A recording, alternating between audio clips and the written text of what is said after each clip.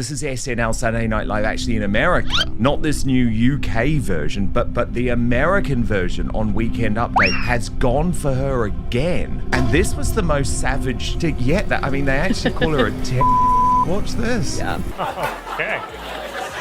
King Charles visited the U.S. to mark the 250th anniversary of American independence from Britain and to seek the release of a British hostage being held by an American I tried so hard. Saturday, May 2nd, 2026, Studio 8H in New York City. Just 3 nights earlier, Colin Jost sat behind the Weekend Update desk, looked directly into the camera, and delivered a joke that instantly pushed social media into full meltdown mode. The reaction inside the studio hit immediately. The second a photo of Prince Harry and Meghan Markle appeared behind him, the audience completely lost it. Nobody looked shocked, confused, or uncomfortable. The laughter was loud, non-stop, and impossible to ignore. Did you like it? I'm almost speechless. Oh man, it's so funny, Dan. It's so funny. For a brief second, even Jost looked like he almost broke character himself before quickly pulling it together and moving on with the segment. But what happened online afterward made the whole moment even bigger.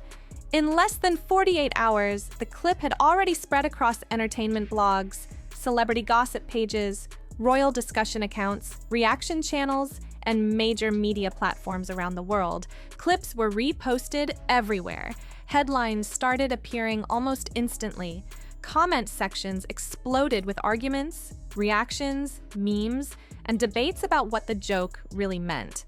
And suddenly, everybody seemed focused on one question.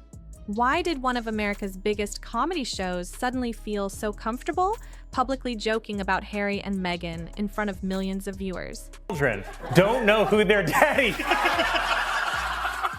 Meghan Markle is once again getting trolled. Oh, poor Meghan, the most trolled person in the entire world. That is the part that really caught people's attention.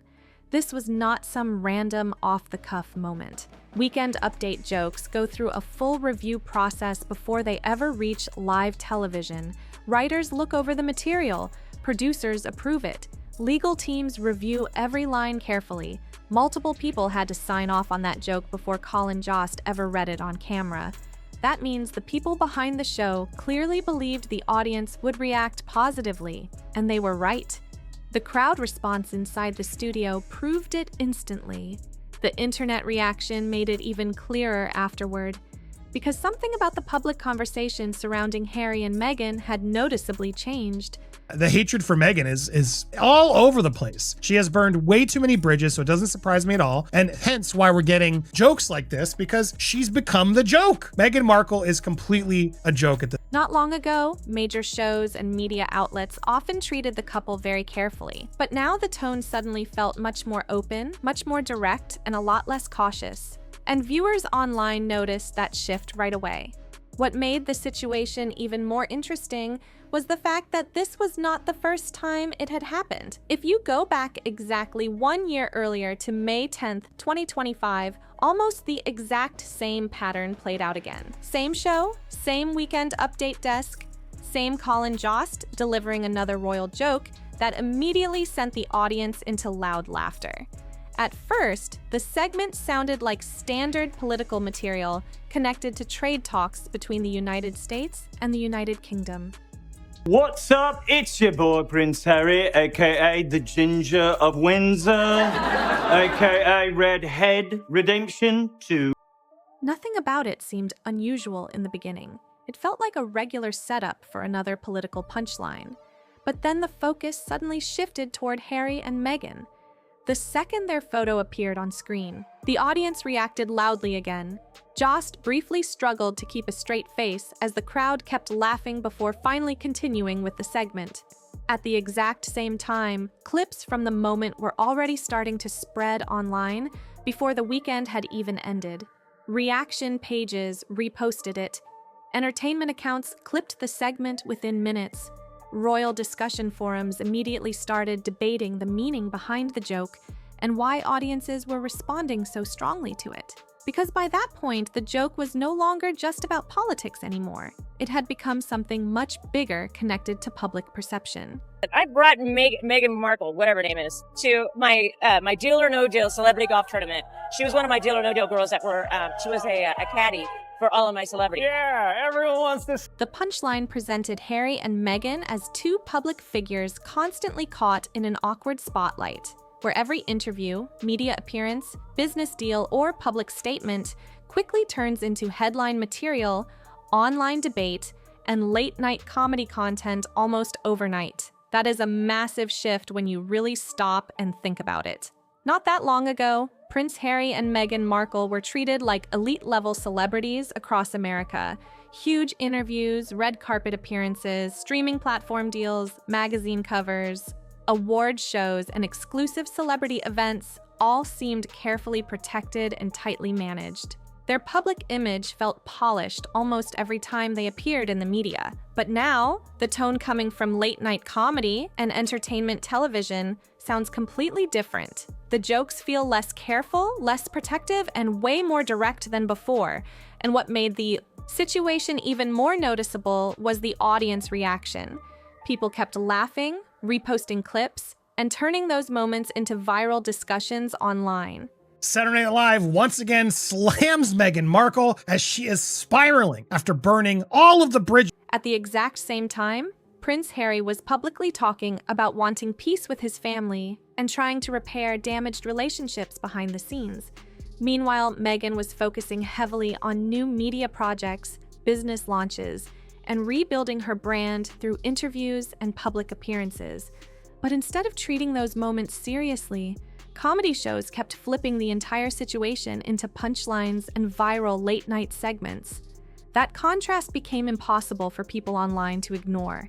On one side, there was a very clear effort to present a polished comeback story.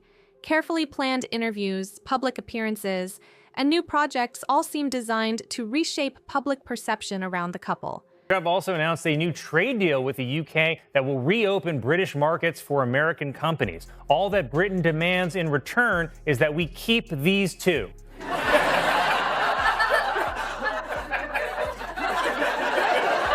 But on the other side, especially across entertainment media and social platforms, the situation was increasingly being treated like an ongoing Hollywood-style drama that audiences could not stop following. And after years of viral interviews, public family tension, awkward media moments, non-stop headlines, and endless online commentary, more and more viewers started asking the same question. Was this simply harmless comedy and celebrity satire?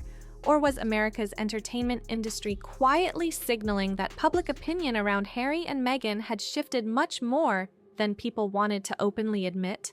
Supporters online did try pushing back after the clip went viral. Defenders of the couple argued that the jokes were unfair and accused entertainment media of constantly targeting them. But despite the criticism, something still felt very different this time around. The outrage never fully caught fire the way it once did. The joke kept spreading anyway. Entertainment pages reposted the clip repeatedly across social media. Celebrity commentators reacted to it non-stop. I mean, she used to be on Was Deal or he No infiltrated? Deal. Look, she was on Deal or No Deal. Yeah, that's right. And then the wife convinces you to leave the royal family. Like, I'm out. I don't need you guys. Which is crazy, because don't you just get free money? Royal discussion accounts replayed the moment all weekend long, and viewers kept sharing clips faster and faster across different platforms. That is what really stood out to people watching everything unfold online.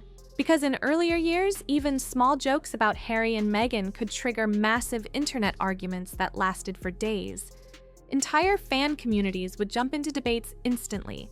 Headlines would pile up everywhere. Social media timelines would become flooded with non-stop reactions. But by 2025, the energy surrounding the couple felt noticeably calmer. The internet atmosphere had shifted. Public reactions were no longer as explosive as before, and people could sense that change almost immediately. Even more surprising, the 2025 joke seemed to open the door for the even bigger 2026 moment that followed. Same show, same writer's room, same style of audience, but this time, the laughter sounded even louder. The reactions online spread even faster, and the entire moment felt bigger than before. The irony of her calling Lauren Sanchez trashy, but now quietly realizing, oh crap, I should have befriended her more, is so hilarious to me. Because Lauren Sanchez, same type of thing, but she bagged someone richer and actually who has power. Unlike Harry, Meghan must be so damn jealous. So damn jealous. Now this is where things start getting even more interesting, because these comedy shots did not suddenly appear overnight. SNL had actually been joking about Harry and Meghan long before the non-stop headlines, documentaries, interviews, and royal fallout completely took over the media cycle. If you go all the way back to April 13th, 2019, the show aired a fake royal home video sketch called Royal Baby Video. Emma Stone hosted the episode while cast members played exaggerated versions of the royal family for comedy, and the audience reacted loudly throughout the segment. But one specific line really stood out. The joke hinted at possible tension inside the royal circle years before the public drama fully exploded across global headlines. Oh, look who it is. It's one of my ex-girlfriends. Excellent. Miss Tinsley Granger-Gash. Yeah. Hi, Tins. You want to say something to my future child? Hello, little baby. Hello, little tiny baby. Little baby. right? Your dad broke up with me on WhatsApp. Back then, most viewers simply treated it like bold late-night comedy. Nobody knew how much attention those same jokes would get years later once interviews, documentaries, memoirs, and public family disputes started dominating entertainment news. That is exactly why the sketch became so interesting when people started revisiting it later on. Royal discussion accounts, entertainment commentators, and social media pages began reposting clips from the segment because some of the punchlines suddenly felt strangely predictive in hindsight. And what made the situation even more noticeable was the fact that nobody involved ever tried to distance themselves from the jokes afterward. There were no public corrections, no major apologies, and no visible panic from the network. The sketches stayed online, the clips kept circulating across social media platforms, and certain punchlines slowly transformed into internet memes that royal watchers still repeat today. Here we go. Come on, your grandpa, Prince Charles, right? Say hello, Dad. Hello. All right, do you want to say anything to your future grandchild? Yes. Hello. One dry, straight-faced line especially took on a life of its own online. People kept reposting it every single time another royal controversy, awkward interview, or uncomfortable public appearance entered the news cycle. Years later, that same joke was still being dragged back into conversations again and again. What started as one quick comedy sketch somehow refused to disappear. And honestly, that says a lot about how powerful late-night television becomes once the internet locks onto a moment and refuses to let it go. Now, before getting deeper into the Harry and Meghan coverage, another royal figure also became a huge target for American comedy shows around the same period. By early 2022, Prince Andrew was already facing heavy public criticism and non-stop negative media coverage. SNL leaned directly into that public image during Weekend Update and delivered several sharp jokes connected to the situation. The crowd reaction came instantly. Colin Jost delivered the punchlines with a completely straight face while the audience broke into loud laughter across the studio. And the tone of the jokes was not soft or cautious at all. The material felt cold, direct, and very clearly designed to hit hard. As time went on, the jokes only became more aggressive. All right, we're gonna donate. Someone's trapped under the gifts. Oh my God, it's Grandma! Grandma, you're on the floor. What's going on? What happened? Am I king? No, Dad, she's fine. Oh, well, good. By late 2025, fresh royal headlines pushed Prince Andrew back into public conversation again, and SNL addressed the topic during another Weekend Update segment. This time, Michael Chi handled the punchline, and the audience reaction inside the studio became strong enough that entertainment outlets started covering the clip the very next morning. Some entertainment sites even described the segment as one of the harshest royal punchlines SNL had aired in years. To be fair, context absolutely matters here. Public allegations and investigations are extremely serious topics, and accusations alone should not automatically be treated as proof of guilt.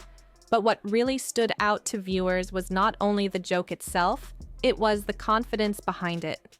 NBC's comedy writers clearly felt comfortable enough to deliver those lines in front of a national television audience without hesitation. And that level of confidence says something important about how certain members of the royal family were now being viewed inside American entertainment media.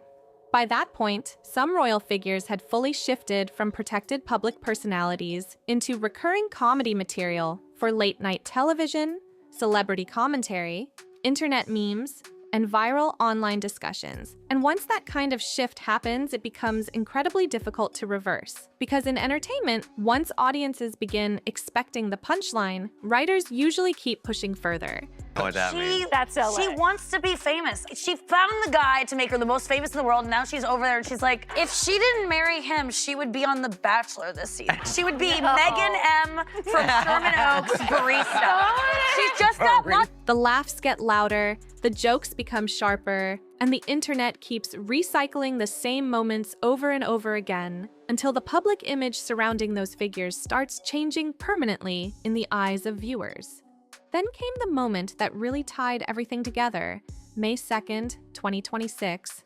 Same weekend update desk, same studio audience, same energy inside Studio 8H. By that point, Colin Jost had already delivered multiple jokes involving Prince Harry and Meghan Markle, and the crowd was completely locked into the segment. The audience reaction had already been strong all night, but then came the final punchline that pushed the room even further. A photo of Prince Andrew suddenly appeared on screen as Jost delivered another sharp royal joke, and for a brief second, the audience reaction almost sounded split between surprise and disbelief. But that hesitation disappeared fast. The studio quickly erupted into loud laughter that carried through the entire room, and within hours, clips from the segment were already spreading all over the internet. Entertainment outlets picked it up immediately. Celebrity blogs reposted the moment across social media. Careful, Gran, please. You want to say hello to your future grandchild? Oh, hello. Welcome to the family. I already love you with all my heart. Oh, Gran. Even though you're half American, which means you're half traitor. All right, thank you, Gran. Reaction pages clipped the segment within minutes, and royal discussion accounts spent the rest of the weekend replaying the joke nonstop online.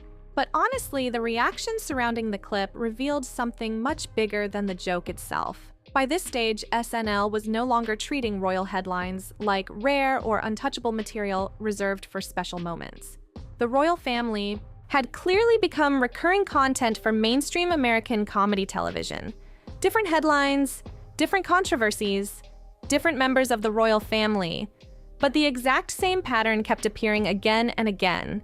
That is the detail viewers really started noticing over time. The show framed each royal figure in a very specific role that audiences instantly recognized.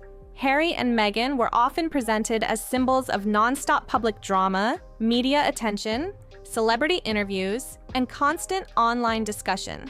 Prince Andrew became shorthand for controversy, scandal-heavy headlines, and uncomfortable public conversations. Meanwhile, King Charles was regularly portrayed as the exhausted figure stuck trying to manage chaos happening around the royal family. Andrew Mountbatten Windsor, the former prince and current river corpse, now may be banned from ever taking the throne. In fact, the royal family said the only way he can become king is if it comes down to either him or Meghan. Whether viewers agreed with those portrayals or not, one thing stayed consistent. The audience reactions remained strong almost every single time. And that leads directly into one of the biggest and most talked about SNL royal moments from late 2023. December 16th, 2023. The Wales family holiday card gets released online, and almost immediately, social media explodes with theories and debates surrounding the image. People started questioning details inside the photo, pointing out possible editing mistakes, and spreading speculation across multiple platforms nonstop. The story escalated incredibly fast. Before long, major news outlets around the world were covering the situation daily, while social media timelines became flooded with reactions, zoomed-in screenshots, editing comparisons, and endless internet debates about whether the image had been altered, and SNL reacted almost immediately. During Weekend Update, Colin Jost paused briefly before delivering another quick royal punchline connected to the holiday card controversy. The second the joke landed, the studio audience responded loudly again. But the show did not stop there. A parody version of the holiday card suddenly appeared on screen, pushing the joke even further and turning the segment into one of the most replayed royal comedy moments from that period. The visual gag spread online incredibly fast because viewers kept reposting screenshots and clips across multiple social media platforms. You want us to sum up our thoughts, take out the pods and hear me, all right? Because we have a way of talking back in the ends. 30 milli pounds. Yeah. Prince Harry, stayed over at Tyler Perry's, press cold like Brandon Jerry's. I'm allergic to dairy. Harry and Meghan, Ronald Reagan, interracial dating, Queen said not today, Satan. Entertainment pages jumped on it immediately. Meme accounts recycled the image non-stop. Royal discussion forums started breaking down every detail of the parody, while reaction channels and celebrity commentators continued talking about the segment long after the episode had already ended. And this is exactly why that moment stood out so much. It was never just a quick joke about one royal photo. The SNL writers took several ongoing royal discussions, mixed them together into one fast comedy segment, and turned weeks of internet speculation into a national television punchline in less than 15 seconds. That is what happens when a show like SNL senses a shift in public narrative and audience mood. Over time, the pattern became almost impossible to ignore. Back in 2018, Prince Harry and Meghan Markle were mostly presented in American media as exciting new royal figures. The coverage surrounding them felt polished, modern, and overwhelmingly positive. Meghan especially was often framed as the outsider bringing fresh energy, celebrity influence, and a more modern image into the royal family structure. At that stage, the public conversation felt very different from what it would later become. Headlines focused on popularity, global attention, fashion, charity work, and the huge international excitement surrounding the royal wedding. It was reported that the organizers of King Charles's coronation have officially invited Meghan Markle, and this is nice, at a starting salary of $19 an hour. But by 2019, the tone inside comedy television had already started shifting slightly. The jokes became sharper.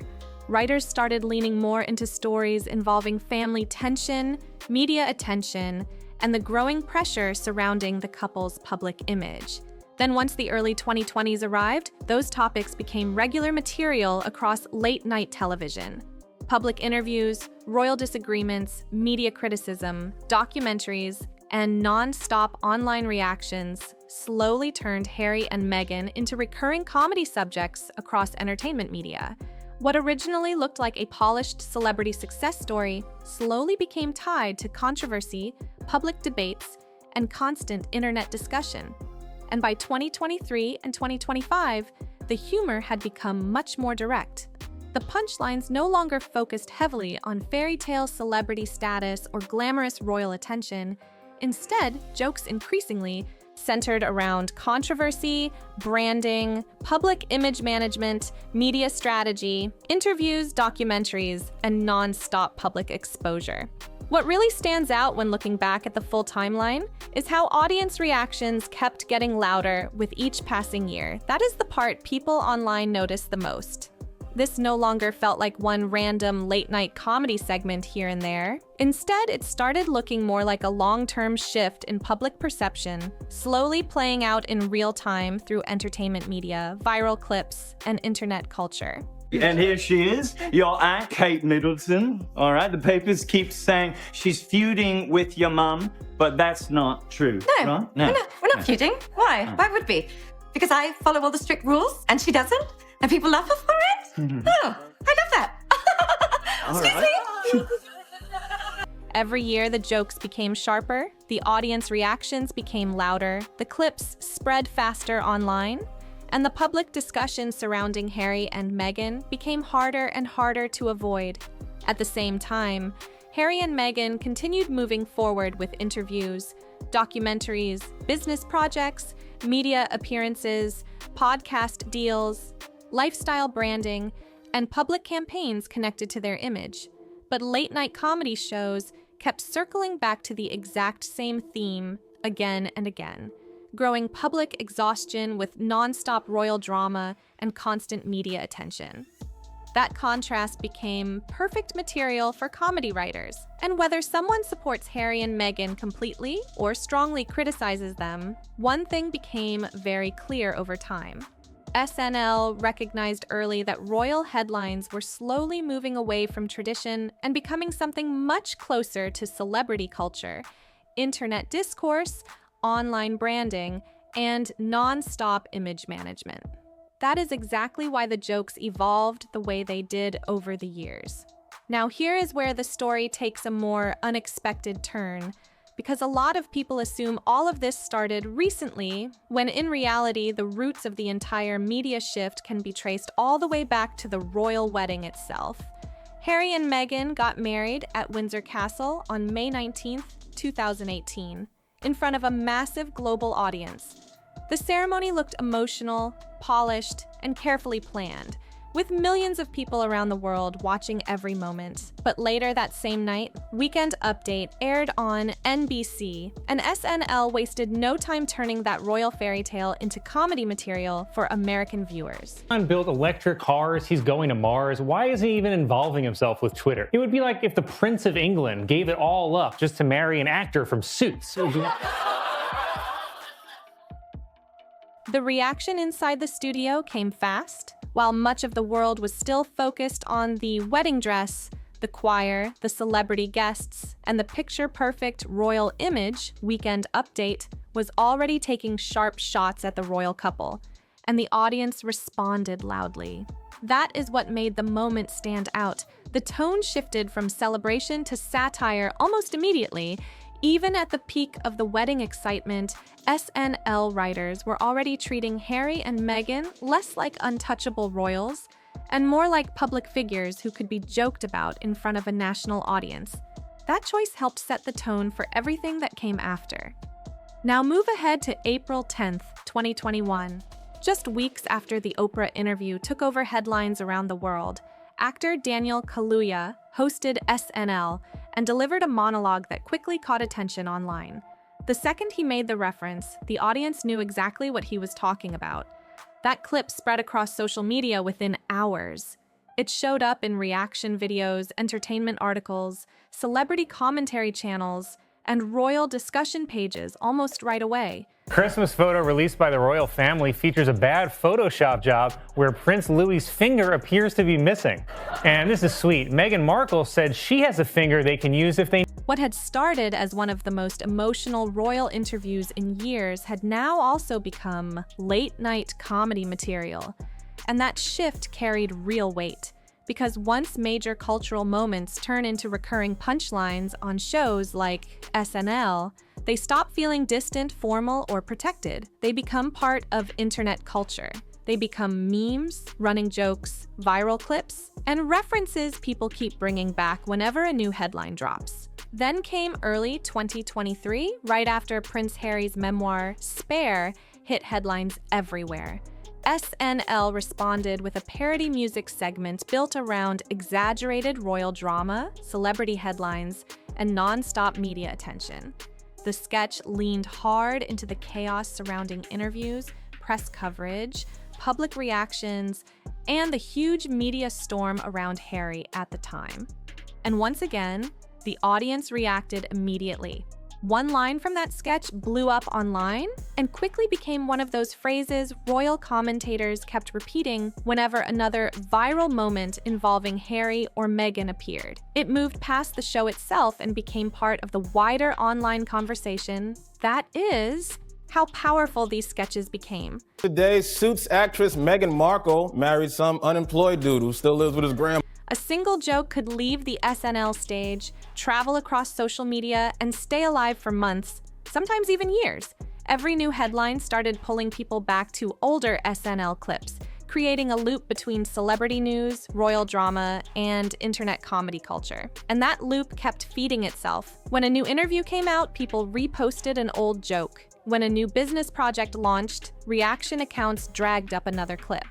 When another public appearance caused debate, royal commentators connected it back to something SNL had already joked about years earlier. So if you look closely at the full timeline, the progression becomes pretty clear. NBC has announced plans for a spin-off to the hit series Suits, which will be set in Los Angeles. It will focus on Meghan Markle's character's struggle to balance her legal career while also caring for an unemployed immigrant. The wedding jokes in 2018 opened the door. The 2019 sketches sharpened the tone. The 2021 Oprah references pushed the couple deeper into late-night comedy.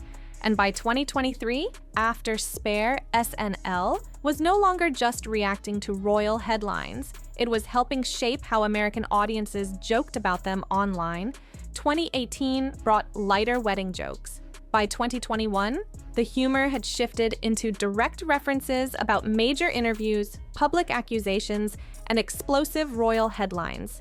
Then, by 2023, SNL was creating full parody sketches centered almost entirely around royal media drama, non-stop press coverage, and public fallout. And by 2025 and 2026, the jokes became even more direct, with punchlines focusing heavily on public image, celebrity branding, media attention, and growing audience fatigue surrounding constant royal controversy. What makes the whole timeline interesting is the fact that this shift did not happen overnight. I'm black and I'm British. Basically, I'm what the royal family was worried the baby would look like. The tone changed slowly over several years, and audiences gradually shifted with it. That is probably why reactions today feel much stronger than they once did. Viewers were slowly conditioned to see royal headlines less like historic royal events and more like celebrity entertainment content designed for internet discussion, viral reactions, and non-stop online commentary. And social media only accelerated that transformation even faster. Every clip got reposted, every joke became a meme, every awkward headline instantly turned into material for TikTok videos, YouTube commentary channels, reaction pages, celebrity blogs, and viral online debates chasing clicks and engagement. That is where things started evolving beyond just late-night television. By 2026, the comedy wave surrounding the royal family was no longer limited to America anymore. A UK version of SNL officially launched, bringing British comedians, writers, and performers into the exact same style of modern royal satire. And almost immediately, the new version leaned directly into British headlines, political humor, royal controversies, and public scandals tied to the monarchy. The opening episodes got people talking very quickly. British comedians also approached the material differently compared to the American version. The humor felt drier, sharper, and packed with local cultural references that many viewers outside the UK probably would not fully understand right away. But despite the different style, the overall message stayed very similar on both sides of the Atlantic. Royal controversy had fully become mainstream comedy material. Prince Andrew remained one of the biggest recurring targets, while Harry and Meghan continued appearing in jokes connected to media coverage, celebrity branding, public interviews, documentaries, and shifting audience perception. And viewers in both America and the United Kingdom kept watching everything closely. That is what really completes the full circle moment in this entire story. 8 years earlier, Harry and Meghan had been presented as the modern royal fairy tale. The media coverage surrounding them felt glamorous, exciting, and overwhelmingly positive. Massive public support followed them everywhere. Headlines focused on popularity, celebrity attention, global fascination, and the idea of a modern royal couple reshaping tradition for a new generation. At that stage, the couple almost seemed untouchable when it came to public interest and worldwide popularity. But over time, entertainment culture started shifting around them. The headlines became more intense. The interviews became more personal. The public family tensions became impossible to ignore. Media appearances, documentaries, business launches, memoirs, and non-stop online debates slowly changed how audiences viewed the story. And as that happened, late-night comedy kept evolving alongside it, turning royal headlines into recurring internet moments, viral punchlines, and mainstream entertainment content watched by millions of people online every single week. The documentaries, interviews, books, public appearances, business launches, and non-stop social media debates kept building year after year without slowing down. And comedy writers were clearly paying attention to every part of it. That is exactly why the jokes kept evolving over time, instead of staying the same. Back in 2018, most late-night coverage surrounding Harry and Meghan felt much lighter and more careful. The focus was mostly on the royal wedding, celebrity attention, global popularity, and the idea of a modern royal couple attracting worldwide fascination. But as the headlines became more intense, the comedy changed too. By the early 2020s, late-night television was no longer treating Harry and Meghan like distant royal figures separated from celebrity culture. Instead, they became recurring subjects for viral punchlines, parody sketches, internet memes, and non-stop online commentary. And whether someone fully supports Harry and Meghan or strongly criticizes them, one thing stands out very clearly now. Major comedy shows treat them as regular comedy material in a way that barely existed back in 2018. That shift says a lot about how public image works in today's internet-driven world, because once a public figure becomes part of the comedy cycle, every new headline suddenly carries the possibility of turning into another viral joke, reaction clip, meme, or trending discussion online. One awkward interview, one controversial statement, or one unexpected media moment can instantly spread across multiple platforms within hours. And that is exactly where things stand right now. One moment, someone can be at the center of a global fairy tale story, watched by millions around the world. Then just a few years later, the exact same people can be trending because of late-night sketches, reaction videos, parody clips, and viral memes spreading across TikTok, YouTube, X, Instagram, and entertainment pages all at the same time. That is how fast modern public perception changes once internet culture fully locks onto a story. Got something to say about all this? Drop your thoughts in the comments and join the conversation. And if this breakdown changed the way you see the situation, subscribe to Crown Clash so you do not miss what comes next. Tap like, share this video, and send it to someone who needs to hear this story.